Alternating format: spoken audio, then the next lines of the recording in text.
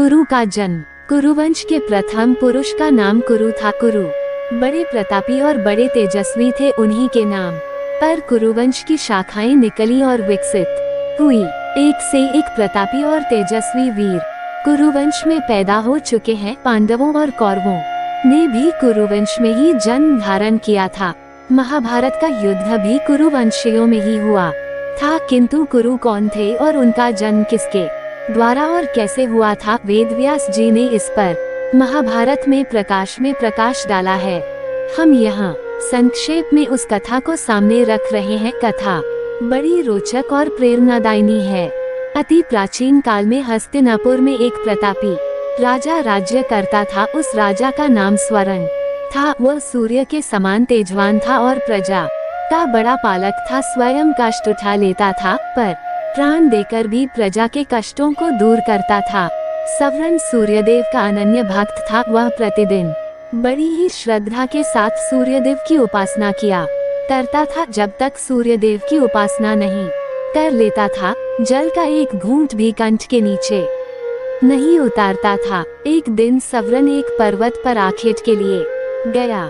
जब वो हाथ में धनुष बाण लेकर पर्वत के ऊपर आखेट के लिए भ्रमण कर रहा था, तो उसे एक अतीव सुंदर युवती दिखाई पड़ी। वह युवती सुंदरता के सांचे में ढली हुई थी। उसके प्रत्येक अंग को विधाता ने बड़ी ही रुचि के साथ संवार कर बनाया था। स्वर्ण ने आज तक ऐसी स्त्री देखने की कौन कहे कल्पना तक नहीं की थी। स्वर्ण स्त्री पर आकृष्ट हो गया।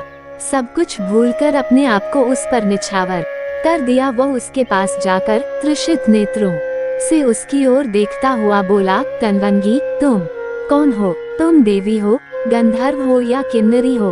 तुम्हें देखकर मेरा चित्त चंचल हो उठा। तुम मेरे साथ गंधर्व विवाह करके सुखोपभोग करो। पर युवती ने स्वर्ण की बातों का कुछ भी उत्तर नहीं दिया। वह कुछ क्षणों तक स्वर्ण की ओर देखती रही, फिर अदृश्य हो गई। युवती के अदृश्य हो जाने पर स्वर्ण अत्यधिक आकुल हो गया। वह धनुष बाण फेंककर उन्मत्तों की भांति विलाप करने लगा, सुंदरी, तुम कहाँ चली गई? जिस प्रकार सूर्य के बिना कमल मुरझा जाता है और जिस प्रकार पानी के बिना पौधा सूख जाता है, उसी प्रकार तुम्हारे बिना मैं जीवित नहीं रह सकता। तुम्हारे सौंदर्य ने मेरे मन को चुरा लिया है। तुम प्रकट होकर मुझे बताओ कि तुम कौन हो और मैं तुम्हें किस प्रकार पा सकता हूँ। युवती पुनः प्रकट हुई। वह स्वर्ण की ओर देखती हुई बोली, राजन, मैं स्वयं आप पर मुग्ध हूँ, पर मैं अपने पिता की आज्ञा के वश में हूँ। मैं सूर्यदेव की छोटी पुत्री हूँ। मेरा नाम तप्ती है। जब तक मेरे पिता आज्ञा नहीं देंगे, मैं आपके साथ विवाह नहीं कर सकती। यदि आपको मुझे पाना है तो मेरे पिता को प्रसन्न कीजिए। युवती अपने कथन को समाप्त करती हुई पुनः अदृश्य हो गई। स्वर्ण पुनः उन्मत्तों की भांति विलाप करने लगा। वह आकुलित होकर पृथ्वी पर गिर पड़ा और तप्ती तप्ती की पुकार से पर्वत को ध्वनित करने लगा। स्वर्ण तप्ती को पुकारते पुकारते धरती पर गिर पड़ा और बेहोश हो गया। जब उसे होश आया तो पुनः तप्ती याद आई और याद आया उसका कथन, यदि मुझे पाना चाहते हैं तो मेरे पिता सूर्यदेव को प्रसन्न कीजिए। उनकी आज्ञा के बिना मैं आपसे विवाह नहीं कर सकती। स्वर्ण की रगों में विद्युत की तरंग सी दौड़ उठी।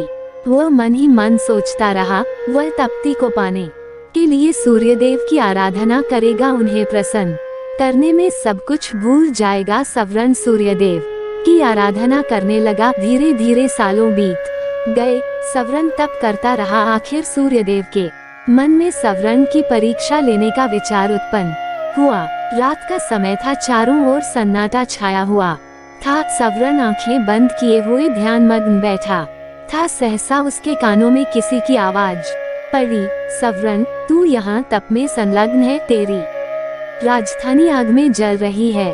स्वर्ण फिर भी चुपचाप अपनी जगह पर बैठा रहा। उसके मन में रंच मात्र भी दुख पैदा नहीं हुआ। उसके कानों में पुनः दूसरी आवाज पड़ी, स्वर्ण, तेरे कुटुंब के सभी लोग आग में जलकर मर गए। किंतु फिर भी वो हिमालय सा दृढ़ होकर अपनी जगह पर बैठा रहा। उसके कानों में पुनः तीसरी बार कंठ स्वर पड़ा, स्वर्ण, तेरी प्रजा अकाल की आग में जलकर भस्म हो रही है। तेरे नाम को सुनकर लोग थू थू कर रहे हैं। फिर भी वह दृढ़तापूर्वक तप में लगा रहा। उसकी दृढ़ता पर सूर्यदेव प्रसन्न हो उठे और उन्होंने प्रकट होकर कहा, सवरण, मैं तुम्हारी दृढ़ता पर मुग्ध हूँ। बोलो, तुम्हें क्या चाहिए? सवरण सूर्यदेव को प्रणाम करता हुआ बोला, देव, मुझे आपकी पुत्री तप्ती को छोड़कर और कुछ नहीं चाहिए। कृपा करवे कि मुझे तप्ती को देकर मेरे जीवन को कृतार्थ कीजिए।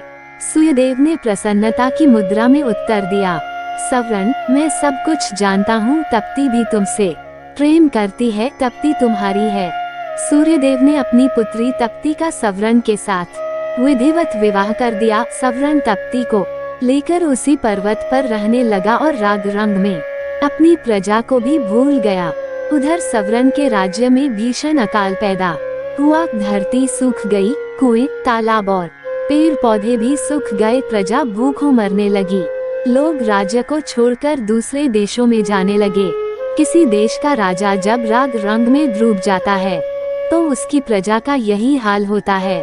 सवरण का मंत्री बड़ा बुद्धिमान और उदार हृदय का था। वह सवरण का पता लगाने के लिए निकला। वह घूमता घामता उसी पर्वत पर पहुंचा जिस पर सवरण तप्ती के साथ निवास करता था। सवरण के साथ तप्ती को देखकर बुद्धिमान मंत्री समझ गया कि उसका राजा स्त्री के सौंदर्य जाल में फंसा हुआ है। मंत्री ने बड़ी ही बुद्धिमानी के साथ काम किया। उसने स्वरण को वासना के जाल से छुड़ाने के लिए अकाल की आग में जलते हुए मनुष्यों के चित्र बनवाए। वह उन चित्रों को लेकर सवरण के सामने उपस्थित हुआ। उसने सवरण से कहा, महाराज, मैं आपको चित्रों की एक पुस्तक भेंट करना चाहता हूँ। मंत्री ने चित्रों की वह पुस्तक सवरण की ओर बढ़ा दी। सवरण पुस्तक के पन्ने उलट पलट कर देखने लगा। किसी पन्ने में मनुष्य पेड़ों की पत्तियां खा रहे थे। किसी पन्ने में माताएं अपने बच्चों को कुएं में फेंक रही थी। किसी पन्ने में भूखे मनुष्य जानवरों को कच्चा मांस खा रहे थे और किसी पन्ने में प्यासे मनुष्य हाथों में कीचड़ लेकर चाट रहे थे। सवरण चित्रों को देखकर गंभीरता के साथ बोला, ये किस राजा के राज्य की प्रजा का दृश्य है? मंत्री ने बहुत ही धीमे और प्रभावपूर्वक स्वर में उत्तर दिया, उस राजा का नाम सवरण है।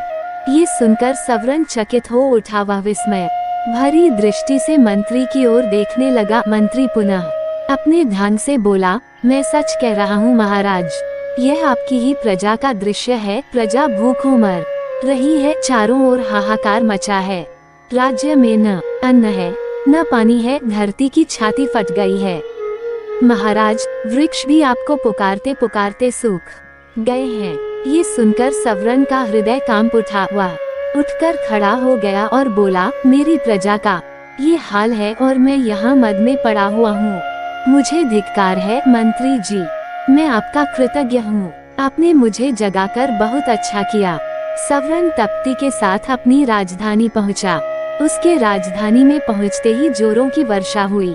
सूखी हुई पृथ्वी हरियाली से ढक गई। अकाल दूर हो गया। प्रजा सुख और शांति के साथ जीवन व्यतीत करने लगी। वह सवरण को परमात्मा और तप्ती को देवी मानकर दोनों की पूजा करने लगी। सवरण और तप्ती से ही कुरु का जन्म हुआ था। कुरु भी अपने माता पिता के समान ही प्रतापी और पुण्यात्मा थे। युगों बीत गए हैं, किंतु आज भी घर घर में कुरु का नाम गूंज रहा है।